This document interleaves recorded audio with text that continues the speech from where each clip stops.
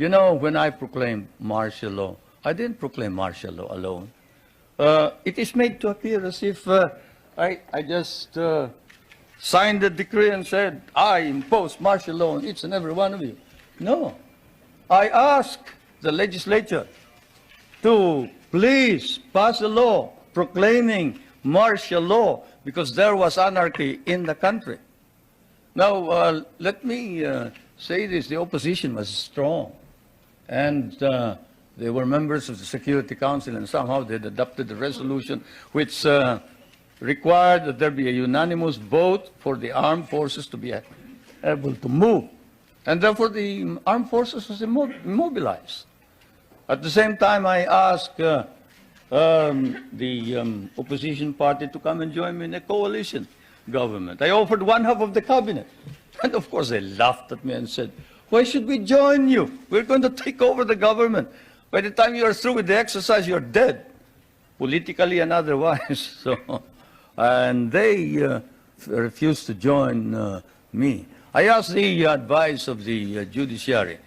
I asked the Supreme Court justices, the Court of Appeals justices, and the members of the private sector. And all of them told me there's only one man who can proclaim martial law, and that is the president. And you are it. You are the only one who can proclaim martial law. This is why I must carry this particular mark in our history.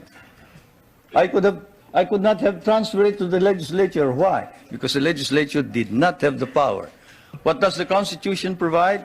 The President shall be the Commander-in-Chief of the Armed Forces of the Philippines, and he may order the armed forces out to quell any disorder, riot, rebellion, invasion, insurrection, and in case of invasion, insurrection, rebellion, or imminent danger thereof, when the public safety requires it, he may suspend the privilege of the writ of habeas corpus or proclaim martial law throughout the Philippines or any part thereof.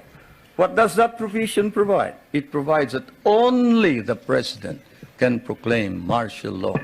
I repeat, that is why I had to assume responsibility. And I am not one for shirking duty. The people said there was necessity for proclaiming martial law.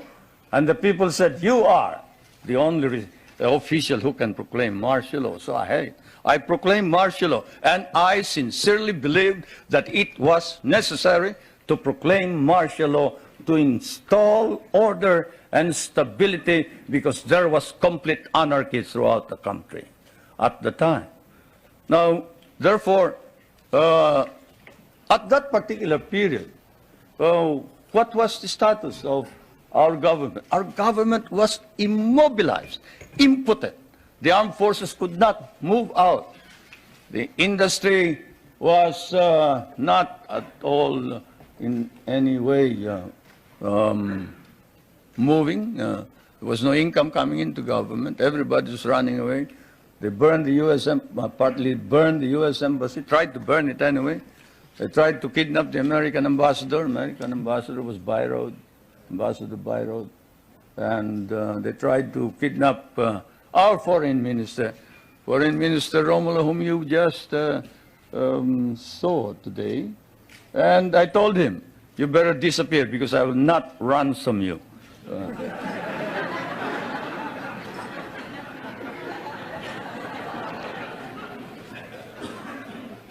But whatever it is, they burned the Manila International Airport, they bombed the Supreme Court, they bombed the Constitutional Convention, they bombed the City Hall, they burned part of Malacanang Palace, they attempted to kidnap my children, they attempted to kill the President 8 times.